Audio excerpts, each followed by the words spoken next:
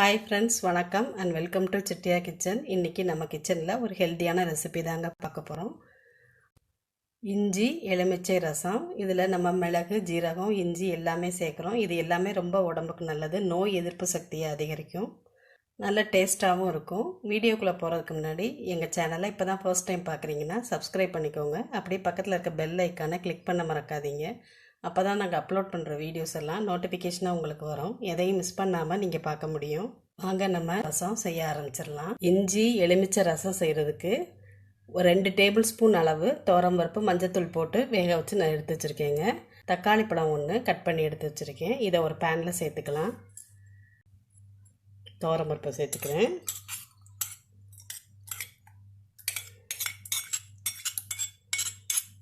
தக்காளி பழம் சேர்த்துக்கலாம். இதோட 2 கப் அளவு தண்ணி சேர்த்துக்கலாம். சேர்த்து கொஞ்சம் வேக வச்சு எடுத்துக்கலாங்க. தக்காளி பழம் நல்லா சாஃப்டாக வர வரைக்கும். ஸ்டவ் ஆன் பண்ணிவிட்டு அதில் பருப்பும் தக்காளி பழமும் வேக வச்சுருக்கேங்க. இதில் 1/2 டீஸ்பூன் அளவு மஞ்சப்பொடி சேர்த்துக்கலாம். பருப்புக்கு மட்டும்தான் நம்ம சேர்த்துருக்கோம், அதுக்காக இதில் கொஞ்சம் மஞ்சப்பொடி சேர்த்துருக்கேன். தக்காளி பழம் நல்லா வெந்து வரட்டும். மீடியம் ஃப்ளேமில் வச்சுக்கோங்க. கொஞ்சம் கொதிச்சதும் அதுக்குள்ளே நம்ம ரசத்துக்கு தேவையான மிளகு, ஜீரகம் எல்லாம் பவுடர் பண்ணி எடுத்துக்கலாங்க. ரசத்துக்கு தேவையான மிளகு, ஜீரகம்லாம் நான் இன்றைக்கி இதில் தாங்க பவுடர் பண்ணி எடுத்துக்க போகிறேன். இதில் முதல்ல 1 டீஸ்பூன் அளவு மிளகு சேர்த்துக்கலாங்க.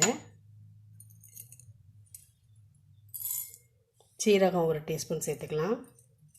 1 டீஸ்பூன்.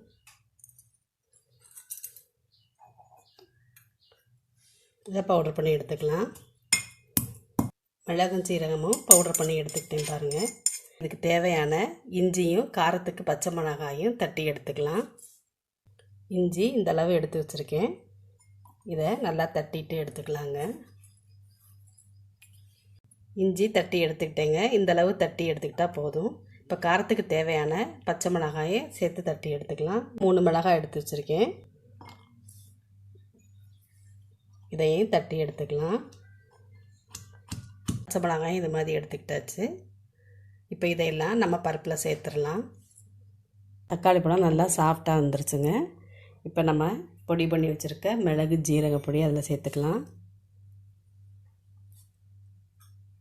இஞ்சி, பச்சை மிளகாய் அதையும் சேர்த்துக்கலாம். இப்போ இதில் 2 கப் தண்ணி சேர்த்துக்கலாம்.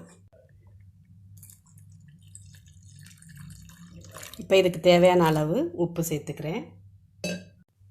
கல்லுப்பு சேர்த்துக்கிறேன்.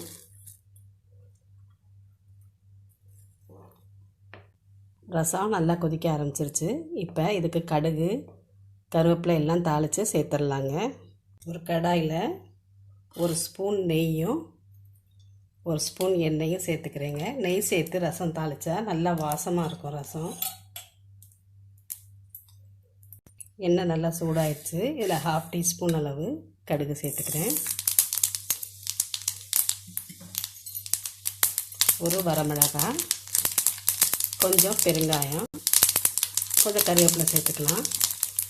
கருவேப்பிலையும் சேர்த்துட்டேங்க. இப்போ இதை ரசத்தில் சேர்த்துடலாம்.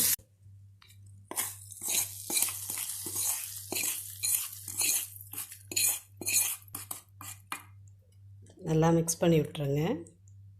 கொஞ்சமாக கொத்தமல்லி சேர்த்துக்கிறேன். சேர்த்துட்டு ஸ்டவ்வை ஆஃப் பண்ணிடலாங்க. எலுமிச்சம்பழம் ஸ்டவ் ஆஃப் பண்ணிவிட்டு தான் சேர்க்கணும். ரசத்தில் சேர்க்குறதுக்காக ஒரு பழம் கட் பண்ணி எடுத்து வச்சுருக்கேங்க. நம்ம புளி எதுவும் சேர்க்கலை, அதனால் இந்த ஒரு பழத்தையும் நான் அதில் ஜூஸாக எடுத்து ஆட் பண்ணிக்கிறேன். லெமன் ஜூஸ் ஆட் பண்ணிக்கிறேன். ஒரு பழத்தையும் புளிஞ்சு எடுத்துக்கிட்டேங்க. இப்போ நல்லா மிக்ஸ் பண்ணி விட்டுடலாம். இஞ்சி எலுமிச்சை ரசம் ரெடி ஆயிடுச்சு. வேறு பவுலுக்கு மாற்றிக்கலாம்.